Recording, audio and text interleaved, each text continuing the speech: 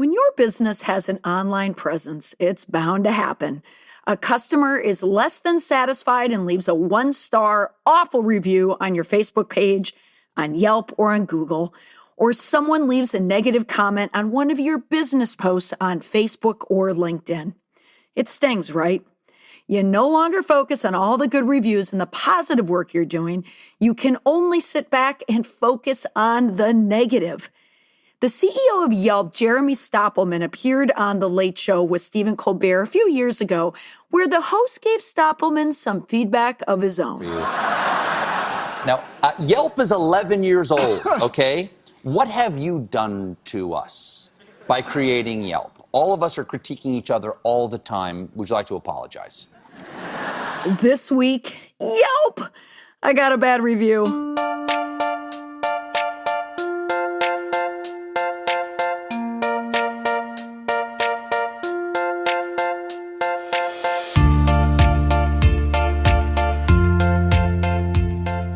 Ratings and reviews have become a major source of information for consumers nowadays. Some reports have it as high as 90% of people consult reviews before they make a purchase. Sometimes it doesn't matter what you do right in your work, someone will still leave a bad review. The value proposition for reviews allows anyone with a beef to leave a public review or a rating. And if the service or offering is bad or worse, not as advertised, people use the review as a means of getting back at that biz, or at least send a very strong message. Now, I never leave bad reviews. I don't know, maybe it's Catholic guilt or bad juju, I don't know, unless it's deserved.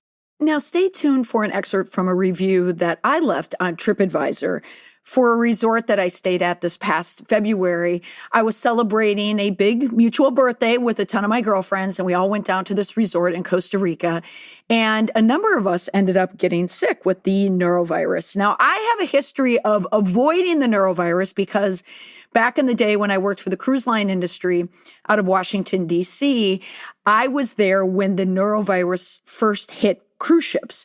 And I learned directly from the CDC, because I asked, how do you prevent yourself from getting the norovirus? And I took all the lessons that they gave me, and knock on wood, I said I never wanted to get sick again. And I never did. It was a mix of probiotics and acidophilus. And the advice worked because I have never been sick with the norovirus or the stomach flu until February.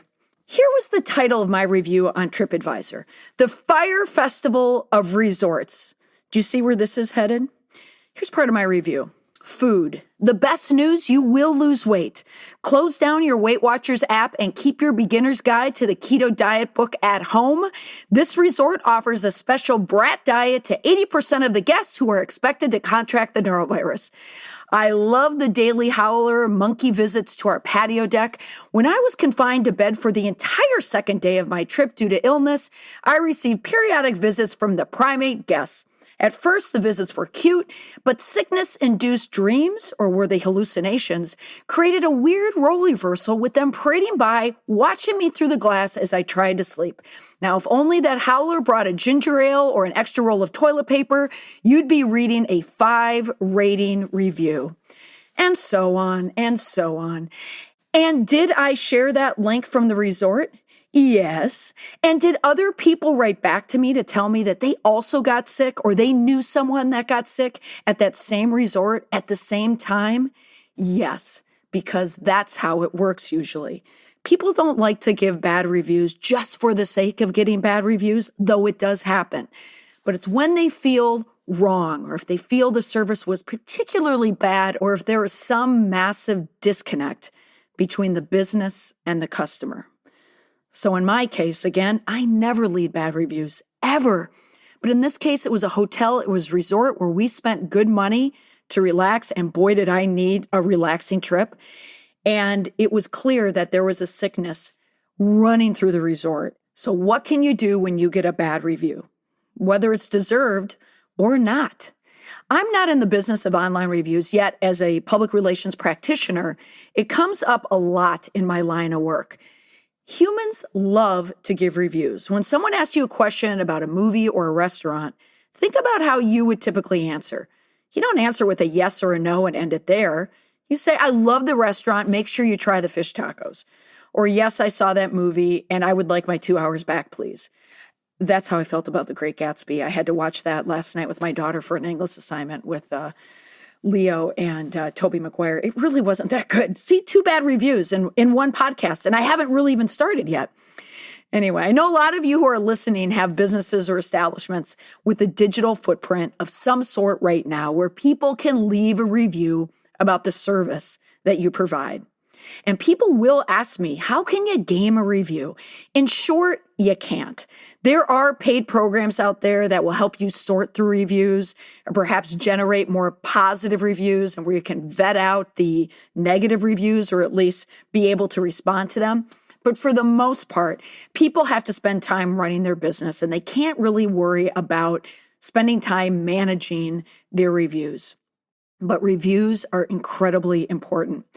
But a bad review, a negative review, especially a spiteful review, can do a lot of damage to a business. And I saw how this happened firsthand, but it started secondhand. About a year ago, I was on Facebook and I noticed that a teacher friend of mine had shared a post from a woman in the next town over. And she was ranting. She was angry. There was an event in this town. It's a beachside town.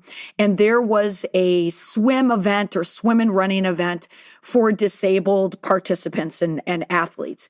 And she was livid and appalled because the neighboring hotel had kicked out a woman competitor with her mom from that hotel because she was disabled. She said the owner was rude and unaccommodating to the pair. Now, this woman worked at the next door hotel and she had no problem admitting that on the post. But she wanted to make sure that everyone saw this bad review and she wanted everyone to share the horrible thing that this hotel and that business owner had done to that woman, that disabled swimmer, and her mother. Now, I knew this spelled trouble for the owner as soon as I saw it. And in my line of biz, I also knew that there was another side to that story. There had to be. Now, in the post, she encouraged people to give negative reviews wherever they could. She pointed them out to Google and Facebook and Yelp. And I noticed and I watched it. But then a week later, I went on a run. And I remember it was in the spring because I was in spring running shape, which is much different than summer running shape. But as I was running, I recognized the hotel, which I guess technically was a motel because the doors were facing outside. They weren't enclosed, but that's neither here nor there. But when I recognized it, I thought, I have to walk in there and I have to find out what happened with this review, if it impacted the business in any way. So I walked in and I saw at the desk exactly who I needed to speak with, and it was the owner. And he looked as described on the Facebook post, you know, that he was a little out of touch and kind of the surly sort, and he seemed that. And as I came up, I introduced myself and I started to ask him about that review. And I could see his face turn. Like, who is this woman and why is she asking me this? And I knew I was probably fit the profile of a friend of the woman that posted it. So I can see his reluctance then. And I stopped and I explained who I was and why I was sweating profusely and said that I just happened to be running by and I saw the Facebook post. And I also told him, this is what I do for business. I help businesses protect themselves when something like this happens. Well, that turned him, and I could tell it calmed him a little, and he started to trust me. And I asked him, what happened? And could you tell me the other side of the story? Because I know that there is another side of the story.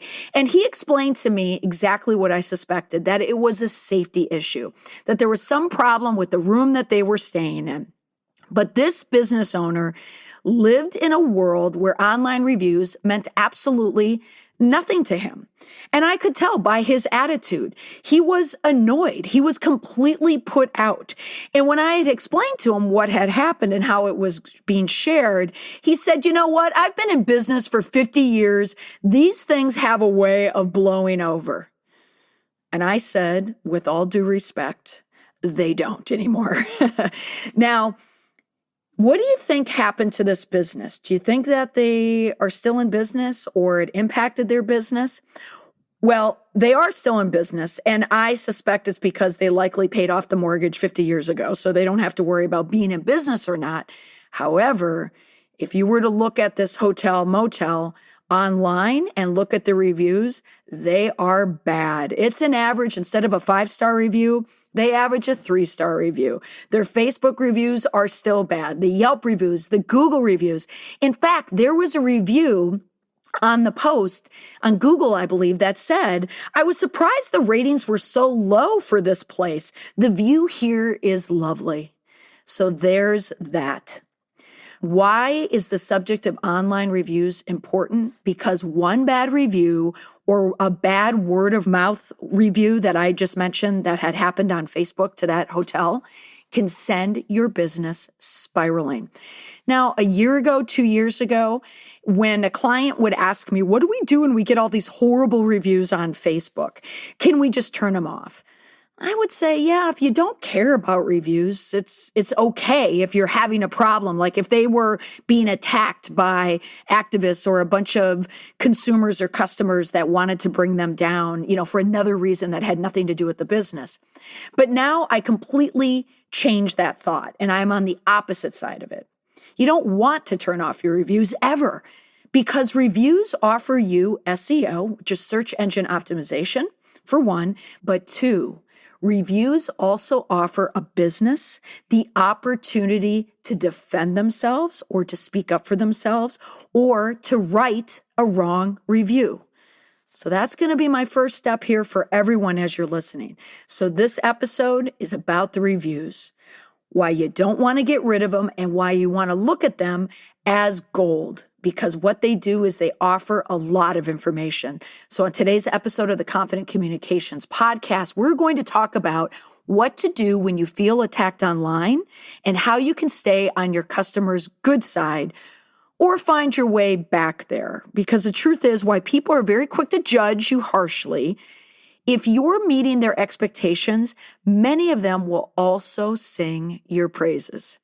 You can't make everyone happy all the time, but you just have to follow your gut and your ideas to know what's right, and they will in turn say very positive things about you. So what do you do when you have these bad reviews? Well, staying off the internet does not help. It just allows your customers the opportunity to have a conversation about you without you in the conversation.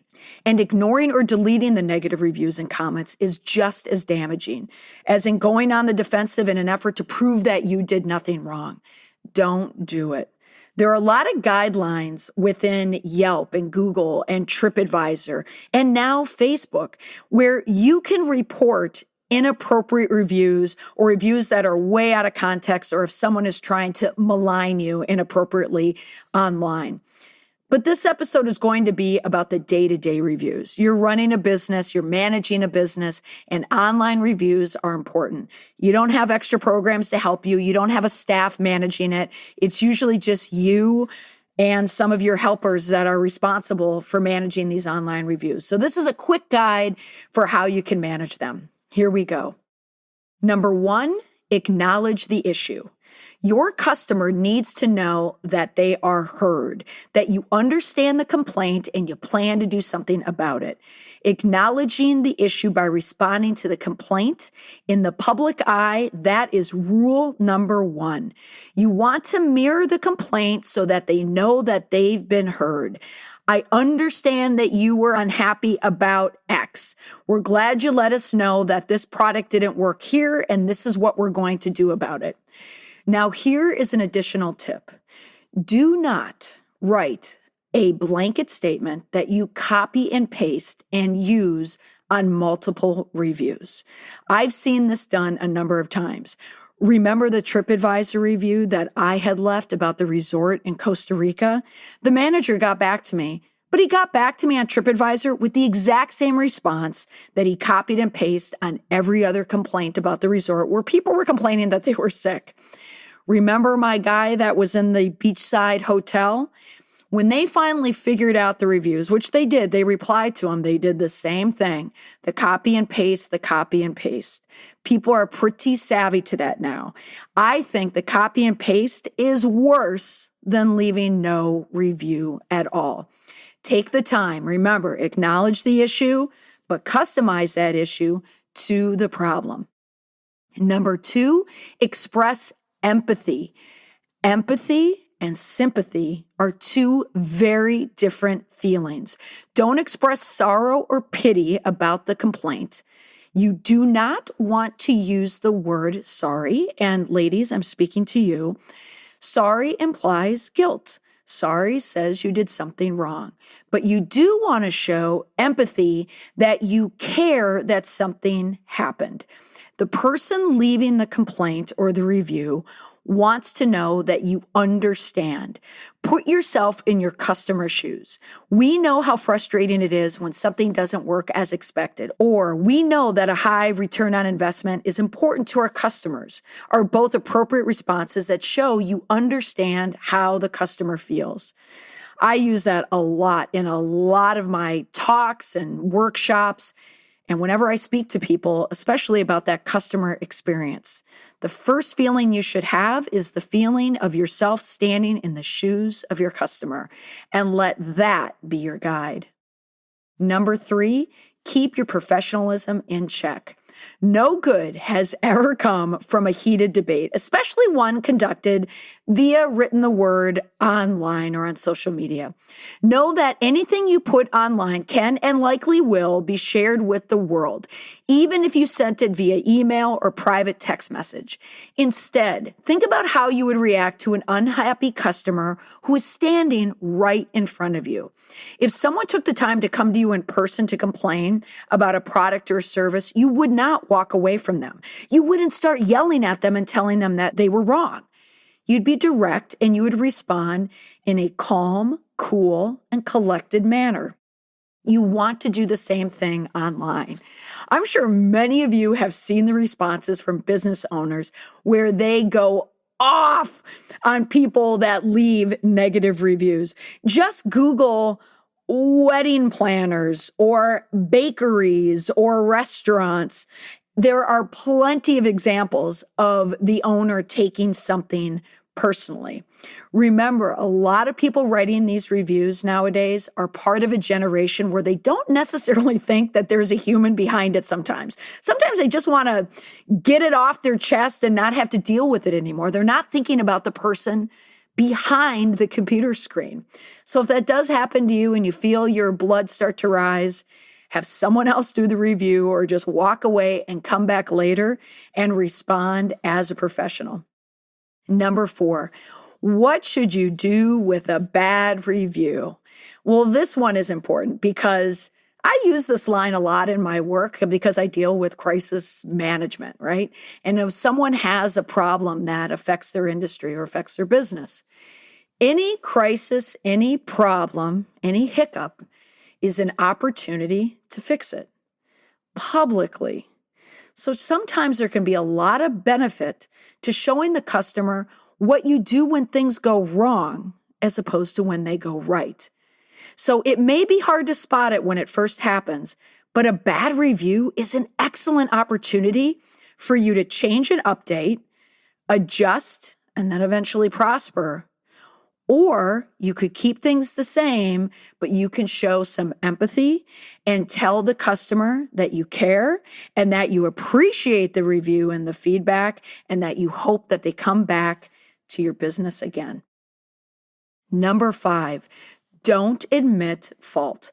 A lot of factors go into the success or failure of a product or service. And while it may or may not be the fault of you or your organization, don't admit to it.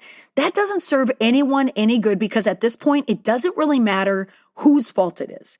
Instead, come at it from the angle of how you're going to fix the issue so the customer is satisfied. Let's find a way to make this right. We want to make sure you are satisfied with your purchase are all good options. I wrote a blog post on LinkedIn, or I should say it's not a blog post, but I published an article on LinkedIn a couple months ago, and it was about online reviews. And that's how I was inspired to write this episode. And someone wrote back to me and said, who was in the utility business, and wrote back and said, I completely disagree with what you're saying, that you shouldn't admit fault. If a customer is wrong, I completely disagree with that. They need to know that they're wrong. And I wrote back and gave my feedback, I guess my review as well, which is, well, imagine it if you were in a restaurant. Let's just start there. You don't want to admit that there was a problem with something like, I think this food is disgusting. You're right, it was disgusting. No, what the customer wants, what the diner wants at that moment, they just want it fixed.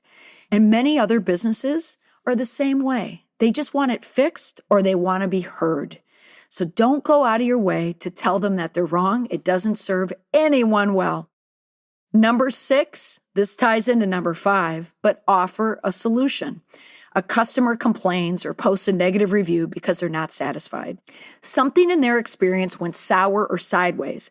And not only do they want you to know about it, they want a solution and they want it now.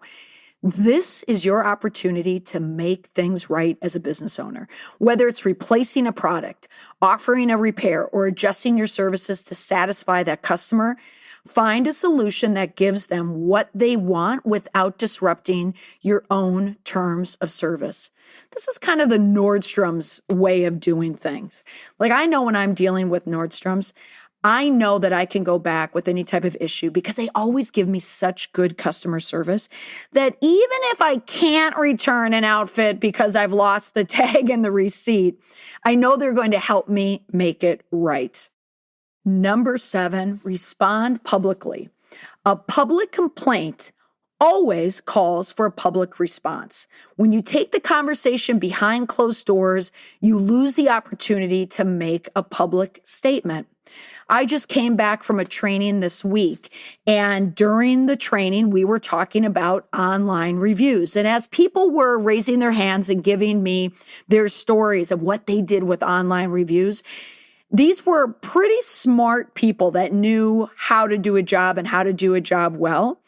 But they took, I would say, a little bit of professional pride in telling the room how they handled with these online detractors, these complainers. And most of them would say, well, I took it offline, we dealt with it, and then they ended up really, really happy, and then the problem was solved. That's a good solution, but it's not the right solution for the modern age. The best solution is if you solve a problem, but then you solve it for everyone to see. You don't want to solve it one-to-one because that complainer did not make it a one-to-one complaint. It was a mass complaint. In other words, they communicated it to the masses so everyone saw it. If you don't reply back to the masses, everyone's going to assume that you didn't do anything or you dropped the ball. You want to go point for point. They complain by the masses, you respond as well. But then bring it down to a point where you hit the privacy wall. And once you can no longer discuss it publicly online is when you write, we will take this matter offline, or because we're now dealing with private information, I will reach out or please contact us so we can resolve this privately, whatever the case is. But bring it as far as you can publicly. According to a study by Lithium Media, and I have this link in the show notes, 72% of customers expect brands to respond to complaints on Twitter within an hour. And if you don't respond, 60% will take further action, whether that's going to Facebook with the complaint or writing a bad review. Now, I think this statistic is true. From my personal experience, as I mentioned before, I don't like to leave a lot of online reviews. But I expect customer service to give me customer service. And I get very annoyed when I get stuck on hold on the phone. And this happens when I'm trying to deal with something with an airline, or if I'm trying to deal with something with my cell phone service, for example. I could be on hold in some cases for hours. What I do usually when I'm on hold is I'll go straight to Twitter and I will tweet customer service. Twitter customer service is still, I consider, a hack because you got a lot of people, and most likely they're younger, that are sitting there monitoring that screen. And the majority of customers have no idea that this is even an option. They're still using the phone or sending emails, or they're in chat rooms. Use Twitter where you can, because you will get a response. I usually get a response on Twitter with any company I've ever asked within the hour. So rather than look at a bad review or a public complaint as a negative, look at it as a way for you to learn and grow your business, or at least your customer relation skills.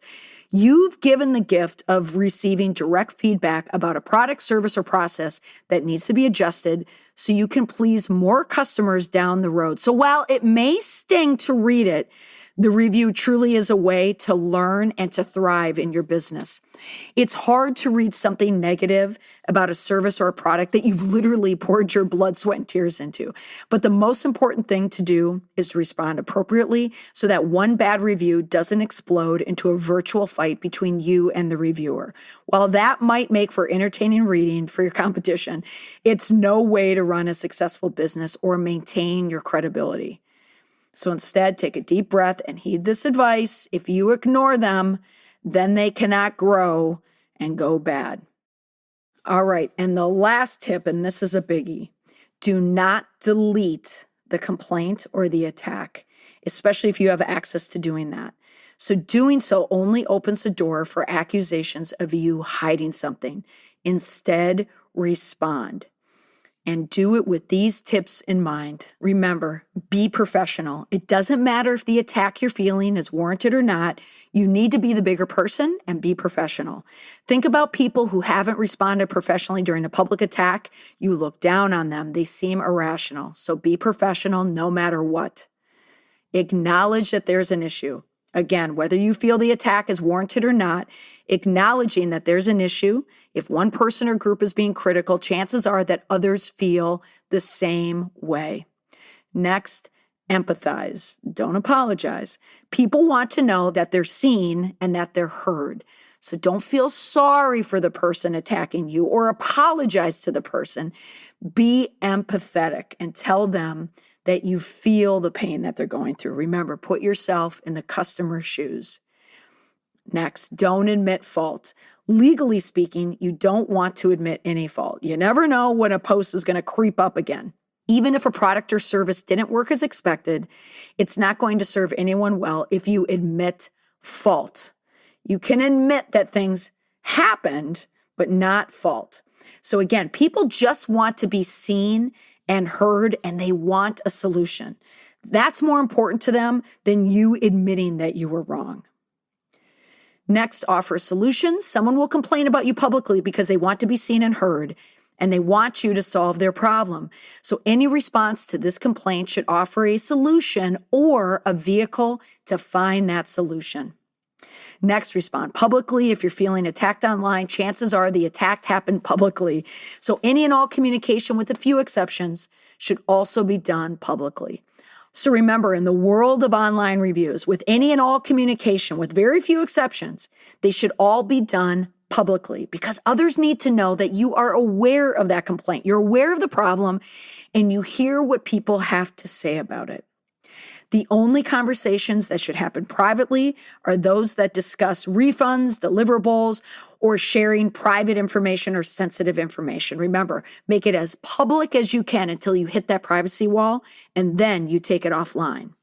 A bad review can reflect negatively on your brand and business, but when you handle it correctly, it's a way for you to grow as a business. It's also a great learning experience to help you tighten up those policies so you can avoid challenges in the future. All right, there's the list. It was a long one, but an important one. But let's say you're driving right now and you don't remember anything on that list. Just remember this. You don't want to dismiss or ignore any online review.